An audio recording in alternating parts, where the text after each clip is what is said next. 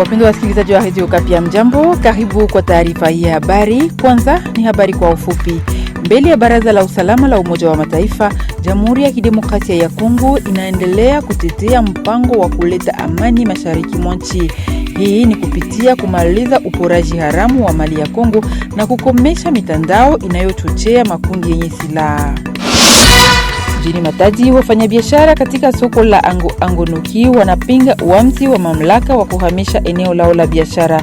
Soko hiyo inawapokea wafanyabiashara wadogo wanaotoa biashara zao kati ya DRC na Angola.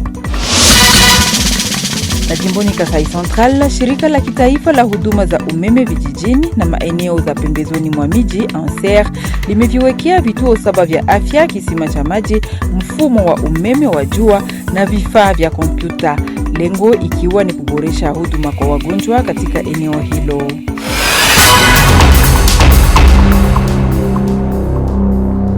Wapendwa wasikilizaji, karibu kwa taarifa kamili. Jamhuri ya Kidemokrasia ya Kongo inatetea mpango wa jumla wa kuleta amani mashariki mwa nchi.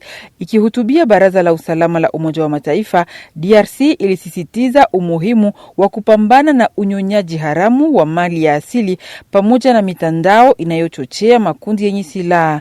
Kauli hiyo ilitolewa na waziri wa mambo ya nje Therese Kaikwamba alipokuwa akiongoza kikao cha Baraza la Usalama la Umoja wa Mataifa. Ilikuwa siku ya 3. Na huku mapigano yakiendelea kati ya FARDC na AFC M23 katika majimbo ya Kivu Kaskazini na Kivu Kusini, wataalamu wa Umoja wa Mataifa wamelaani matumizi ya mateso, ukatili wa kingono na kuwekwa kizuizini kiolela katika maeneo yanayodhibitiwa na kundi hilo lenye silaha. Katika taarifa iliyotolewa tarehe 21 Julai huko Geneva, Uswisi, walitaka makubaliano ya kusitisha mapigano iheshimiwe na kuwasihi pande zote katika mzozo huo kuwalinda vyema raia. Huko Ituri, MONUSCO imesisitiza tena ahadi yake ya kusaidia vikosi vya Kongo. Siku ya 3, kamanda wa kikosi General Ulysse Demesquita Gomez alikutana na gavana wa jimbo hilo General Gabi Kasongo. Viongozi hao wawili walijadili masuala ya usalama, ulinzi wa raia na hatua za kukabiliana na mlipuko wa Ebola ambao unaendelea kusababisha vifo katika mkoa huo unaochukuliwa kuwa kitovu cha ugonjwa huo. Afisa huyo wa kijeshi wa Umoja wa Mataifa alijadili ushirikiano kati ya MONUSCO na FARDC. Tukumbushe kwamba mkuu wa kikosi cha kulinda amani wa MONUSCO alitembelea Mungwalu, eneo lililoko umbali wa takriban kilomita 85 kutoka Bunia siku ya 3, ambapo MONUSCO inatoa msaada ili kuhakikisha usalama wa shughuli za kukabiliana na Ebola. Kama tulivyosema mwanzoni, wasiwasi unaongezeka miongoni mwa wafanyabiashara katika soko la mpakani la Angonoki mjini Matadi katika jimbo la Kongo Central.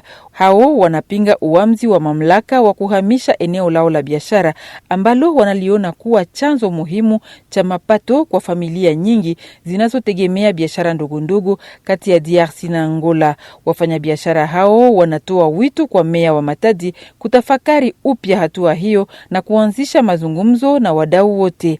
Elise Kavira na taarifa kamili. Kwa wafanyabiashara wengi, soko la Ango ni chanzo cha muhimu sana cha mapato kwa familia nyingi zinazotegemea biashara kati ya Angola na nchi yetu. Kusikia kwamba soko hilo linataka kuhamishwa mahali pengine kunawatia wasiwasi wauzaji wengi. Mmoja wao, Mama Meda Ngoma, yeye anasema wanapenda wajue ni wapi soko litapelekwa. Anaeleza kwamba kama litakuwa mbali, itakuwa vigumu kwao kufanya mabadilishano ya bidhaa na wafanyabiashara wa Angola kama ilivyo sasa. Kwa upande mwingine, Baba Jean Tango, yeye anaonyesha wasiwasi wake kuhusu usalama wa wafanyabiashara. Anaomba mamlaka iwape eneo ambalo liko karibu na mipaka ili waweze kuendelea na shughuli zao za biashara katika hali ya usalama. Tulimwasiliana pia meya wa Matadi Dominique Kodiambete. Ameeleza kuwa eneo jipya la soko liko umbali wa karibu mita 200 kutoka mpakani. Pia ameahidi kutoa majibu kwa wasiwasi wa wafanyabiashara wakati wa mazungumzo yaliyopangwa kufanyika pamoja nao. Toka Matadi, Elise Kavira, Radio Okapi. Na huko Mahagi katika jimbo la Ituri,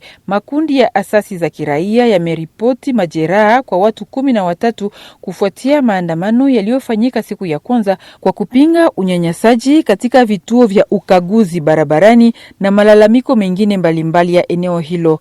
Kwa mjibu wa kundi hilo, hakuna hata mmoja aliyejeruhiwa kwa kupigwa risasi. Watu hao waliripotiwa kujeruhiwa katika hali ya woga iliyotokea wakati vikosi vya usalama vilipo watawanya waandamanaji. Jean-Claude Dalokidile aliandaa ripoti inayoletwa hapa na Martial Kizabiamungu. Kulingana na presidenti wa shirika la raia ya pale Mahagi, vikosi vya usalama viliwatawanya waandamanaji wa kutumia risasi za honyo katika uwanja wa Kabumbu wa Mamba ambapo mkutano huu ulikuwa ukifanyika. Washiriki wengi walijaribu kukimbia kwa hofu katika ghasia zilizotokea. Watu 13 waliumizwa vikali.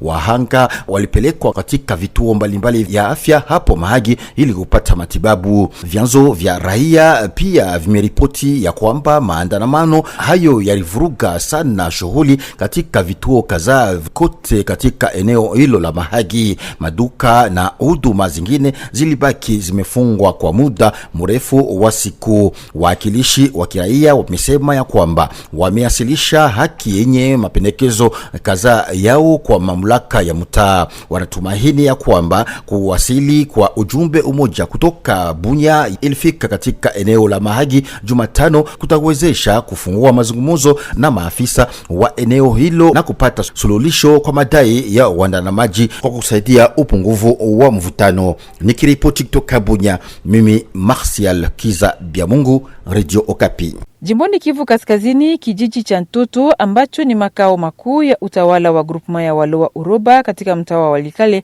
kinaanza kutoka katika hali ya kutengwa. Siku ya 3 wakaaji walipokea kwa furaha pikipiki ya kwanza ya usafirishaji wa abiria baada ya miaka nyingi za kutengwa.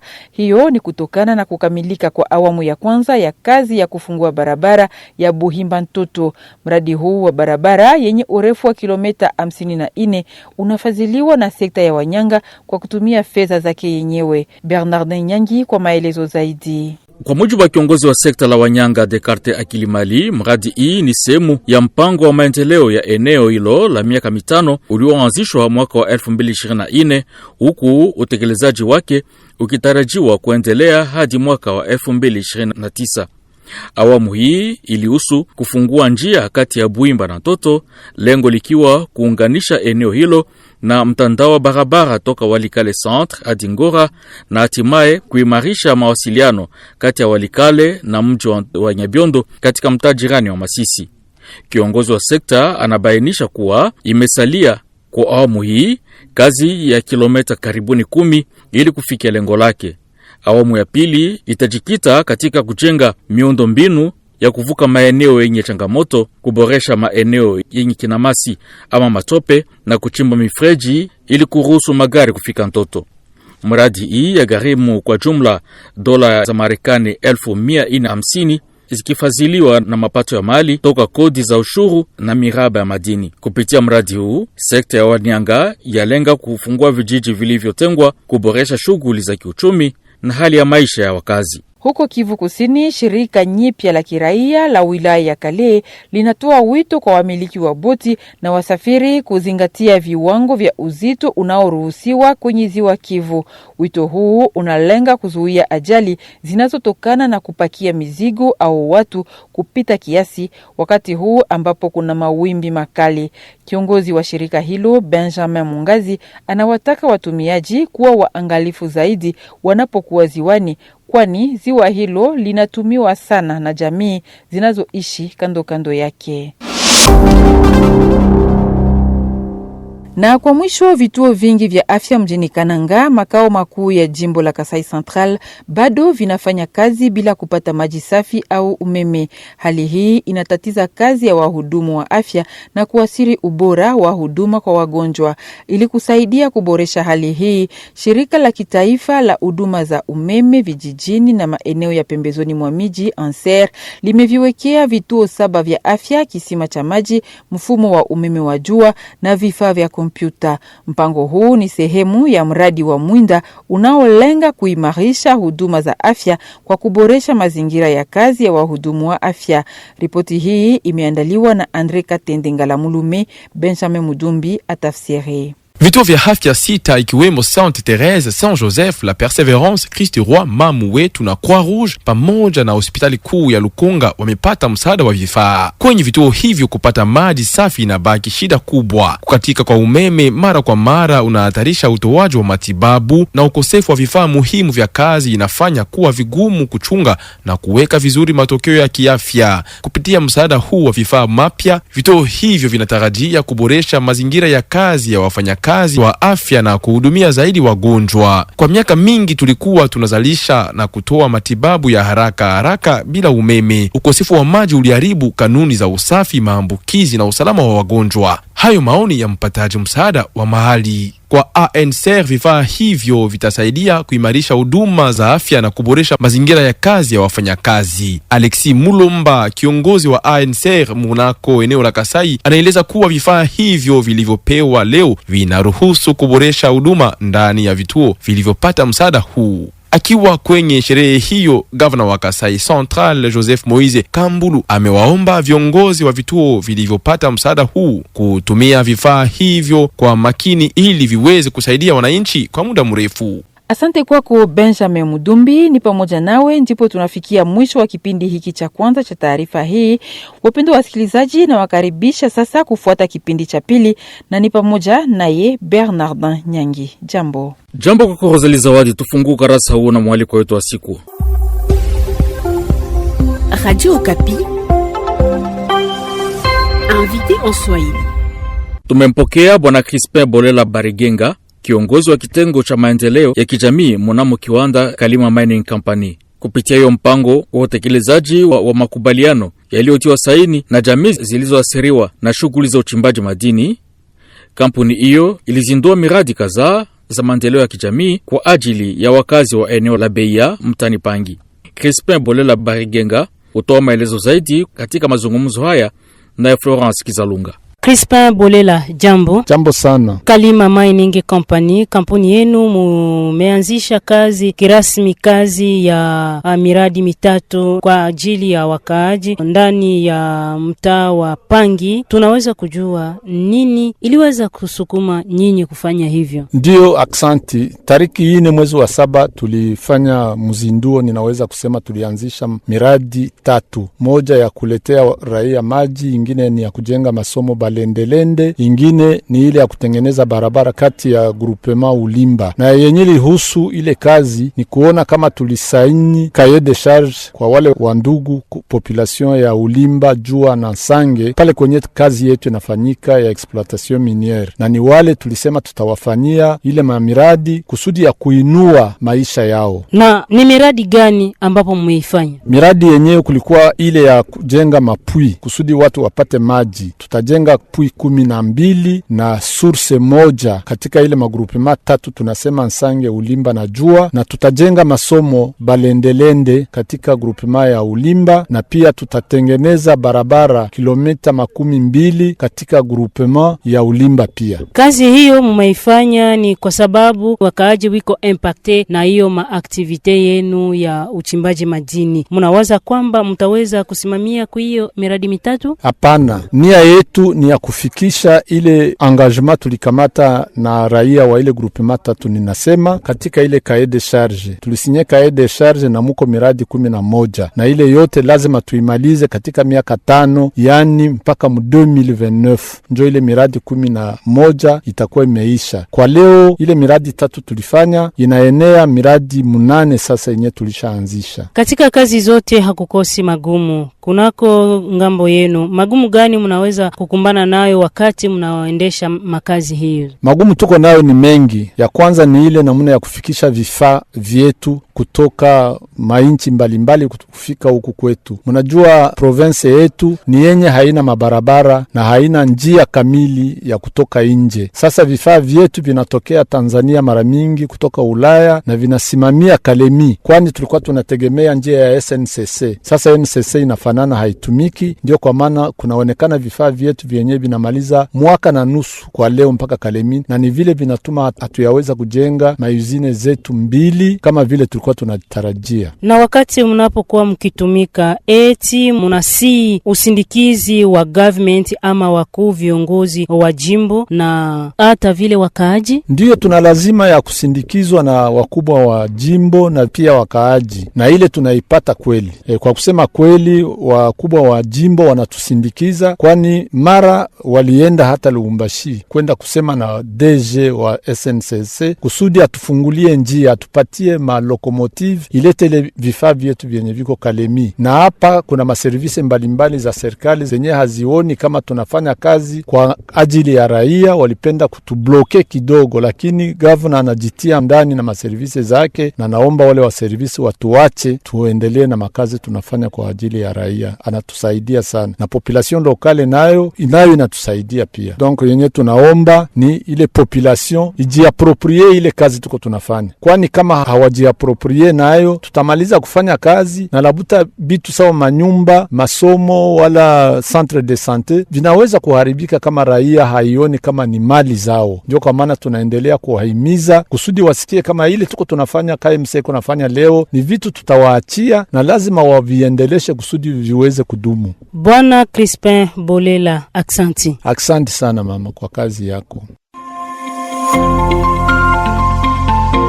Radio Okapi, dossier en Swahili. Kwa ripoti yetu muhimu ya siku, mafasirio ya sheria mpya ya ardhi ya tarehe 30 Desemba 2025 ilikuwa lengo la kikao cha siku mbili kilichohitimishwa hivi karibuni mjini Beni. Hafla hiyo iliyoandaliwa na ofisi ya uratibu wa mkoa ya tume ya kitaifa ya marekebisho ya ardhi CONAREF kwa kushirikiana na shirika la Action for Peace and Concord ililenga umiliki wa sheria hiyo miongoni mwa wanaharakati muhimu wa uongozi wa ardhi. Huko vipengee vipya hivyo vya kusaidia kupunguza migogoro ya ardhi eneo hilo vile tizamiwa. Mark Marofimbo anaripoti kamili. Uhamasishwa kuhusu sheria hii mpya ya utaratibu wa masuala ya ardhi liliwafurahisha sana wahudhuriaji.